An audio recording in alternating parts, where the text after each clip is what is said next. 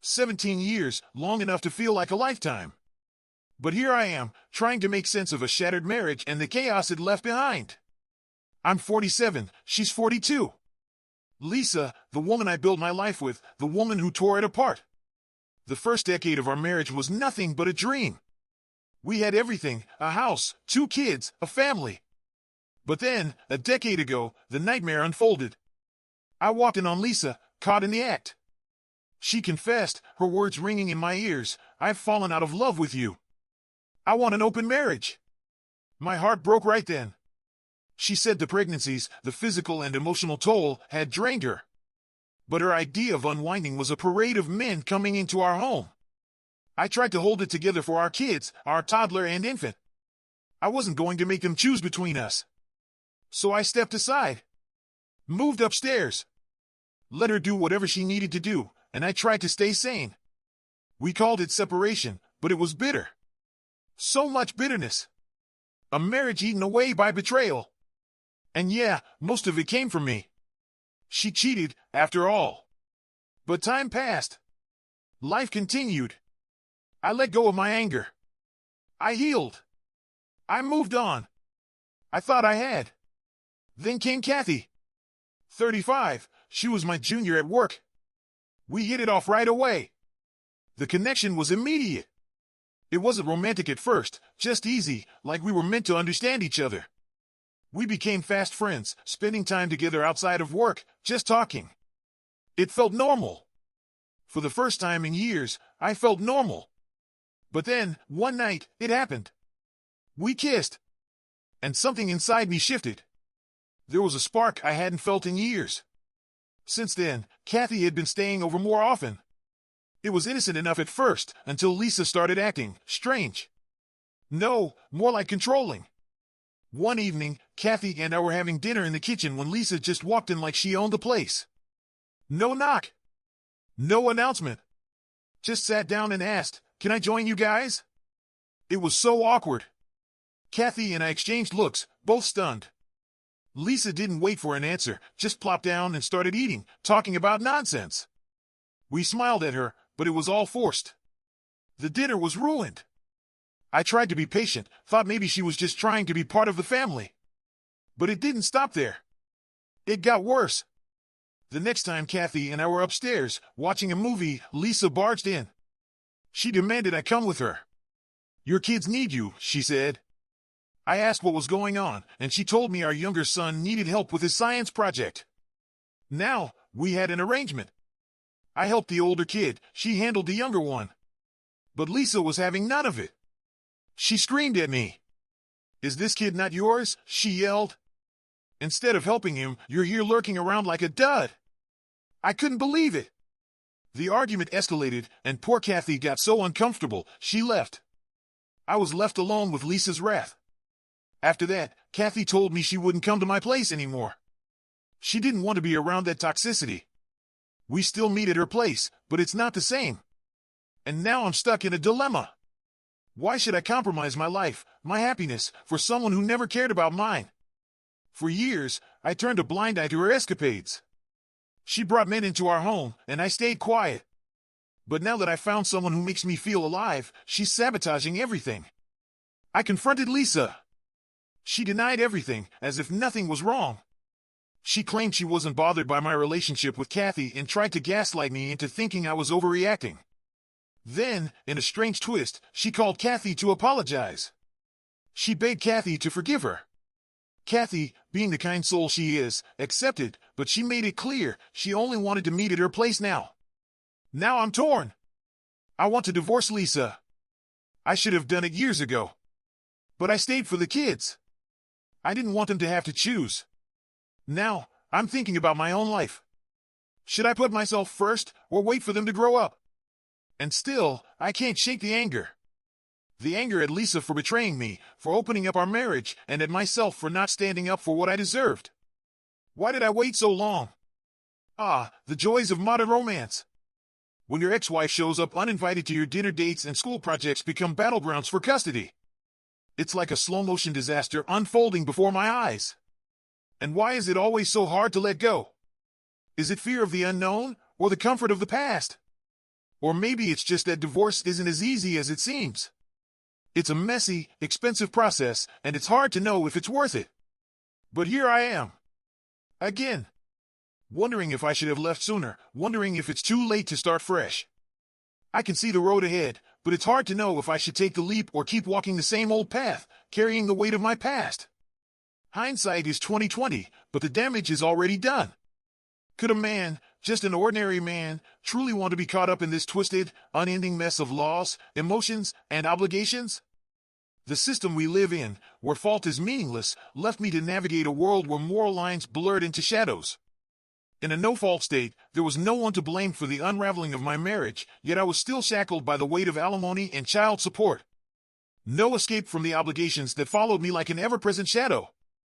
I was expected to step into the role of the dutiful father, all while being held captive by Lissa's whims when it came to spending time with my children. Lissa, on the other hand, had other ideas. Divorce wasn't an option she would entertain. Instead, she proposed an open marriage, an arrangement where we would come and go as we pleased, crossing paths only when it suited us. Her suggestion felt like a mockery.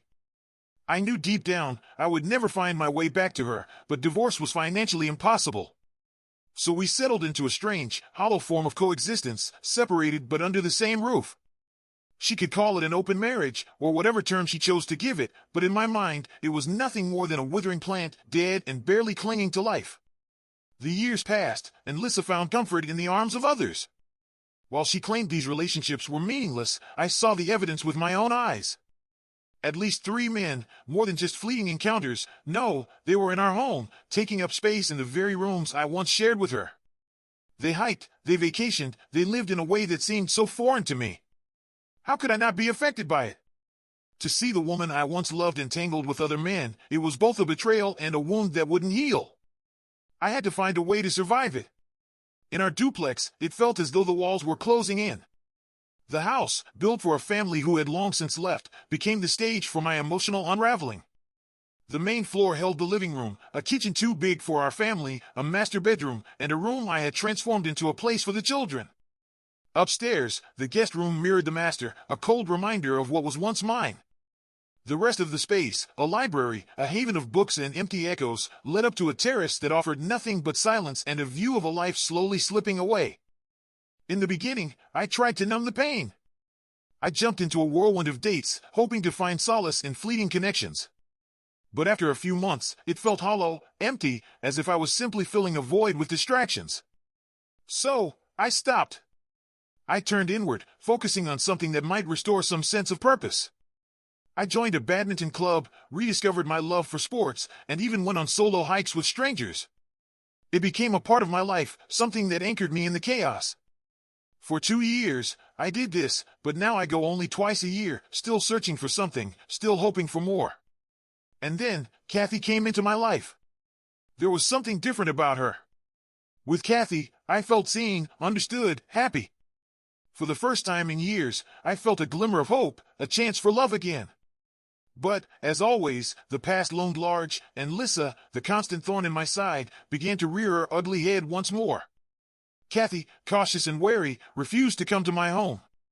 She was uncomfortable with my family dynamics, and who could blame her? What kind of man would ask a woman to walk into that? And yet, I was torn.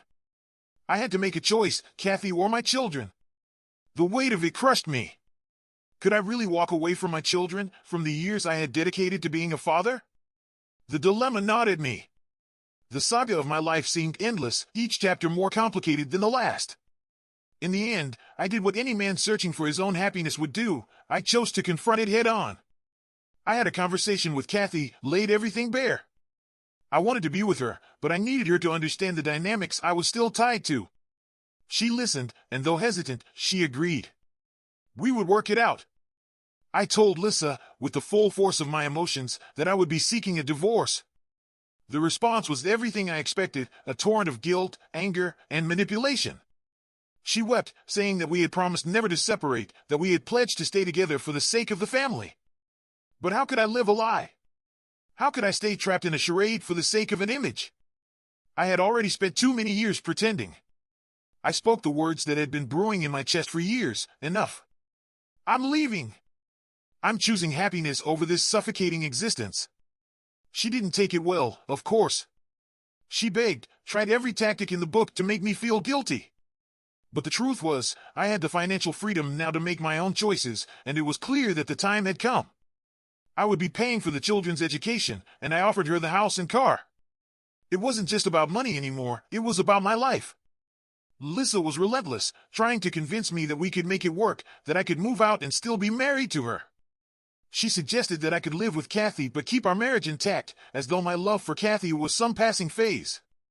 But I couldn't. I couldn't pretend anymore. I loved Kathy, and I wanted a future with her.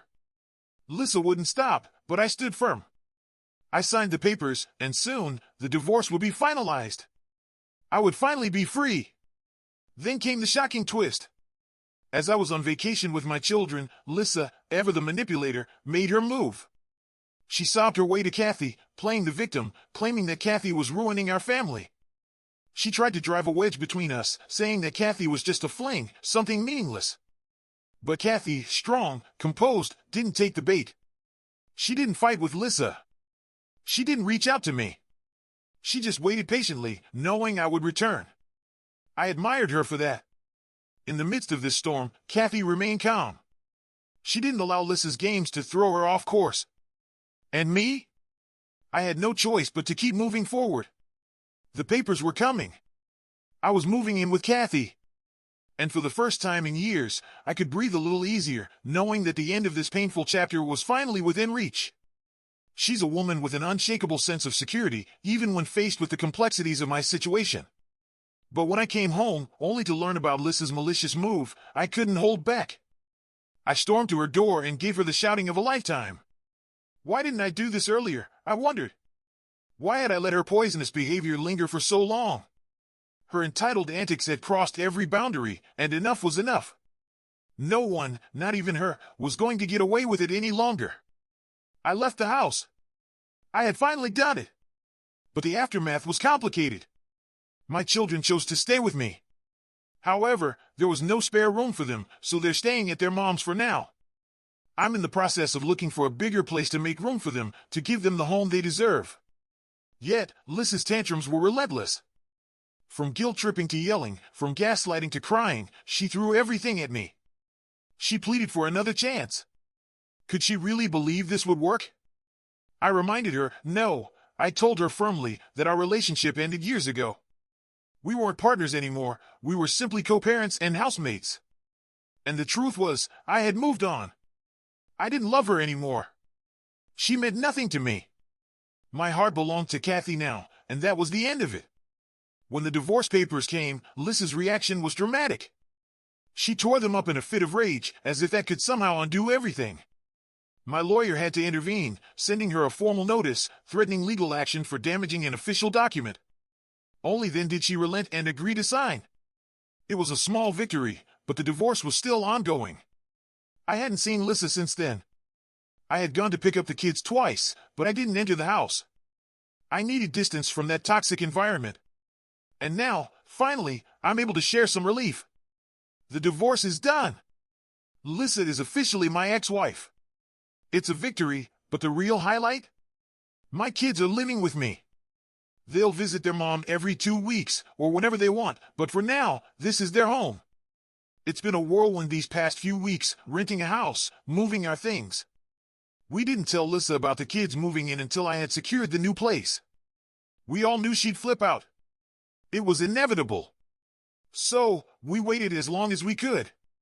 The kids even joked about keeping their bags packed, ready to sneak out when Lissa wasn't around. But I wasn't going to let things get messy. I chose the legal route, for all of our sakes. According to our divorce agreement, we had to give each other 3 days' notice before taking the kids for more than 2 days. So, I did the responsible thing. I told Lissa that the kids wanted to move in with me, and I'd be picking them up in 3 days. She didn't disappoint, her reaction was exactly what I expected. But surprisingly, she didn't resort to violence. No breaking things, no chaos. She went the emotional route, hugging the kids, crying, apologizing. She begged them not to abandon her. She even manipulated them emotionally, trying to make them feel guilty for leaving her. And she almost succeeded with the younger one. He hesitated, saying he wanted to stay with her. Kathy had warned me this could happen. She prepared me for this last-minute emotional push. When I spoke to my son, I just said, "It's okay, Dad loves you no matter what." The elder son stood his ground, though. He was adamant that he wanted to move. I told him I'd pick him up, no problem. But then something shifted. When I went to collect the kids, both boys were waiting, packed and ready to leave. I didn't ask what had happened. I didn't need to. It was already too much for them, and I didn't want to push them further. Kathy and I have been working hard to make them feel at home, getting them involved in setting up their room, letting them design it however they want. This is their space now.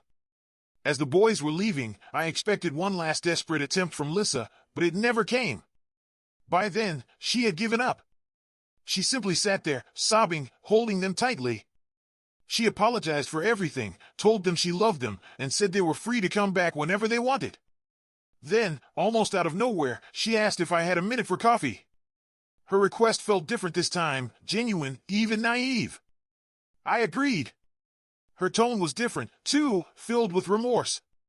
She apologized, and for the first time, I felt like it might be real. "I thought you'd never leave me," she said, her voice thick with regret. "I never thought Kathy was a threat. I assumed she was just one of those flings.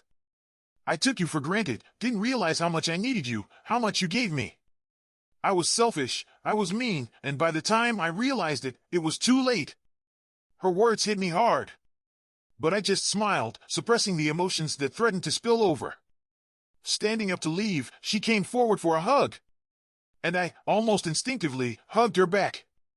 It was the first time in 10 years that we embraced. I couldn't explain what I felt in that moment, nor what I feel now, after our final conversation. I wasn't happy. I wasn't sad. I was numb.